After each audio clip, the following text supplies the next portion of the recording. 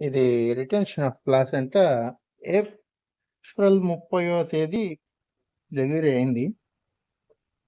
కొంచెం దూడని లాగవలసి వచ్చింది సపోర్ట్ ఇచ్చి. సో మాయ నిలబడిపోయింది. ఈరోజు మే 10వ తేదీ సెఫ్టియోఫర్ యాంటీబయాటిక్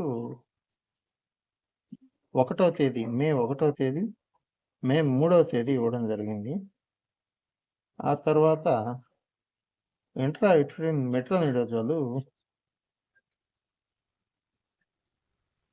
మే 6వ తేదీ ఇవ్వడం జరిగింది. ఈ రోజుకి ప్లసెంటా మొత్తంగా అదే పడిపోయింది. కానీ పశువు మేత నీరు సహజంగానే తీసుకుంటుంది. ఈరోజు కూడా మెట్రోనిడోజోల్ ఐయు ఇస్తాం ఇంట్రాఇట్రిన్. ఇటు తర్వాత ప్రతి 4 రోజులకు ఒకసారి నెక్స్ట్ పొవిడిన్ కొంచెం డైల్యూట్ చేసి ఒక 30 ml. ఆ తర్వాత జెంటామైసిన్ కానీ టెట్రాసైక్లిన్ కానీ ఇంట్రాఇట్రిన్ ఒక 30 ml.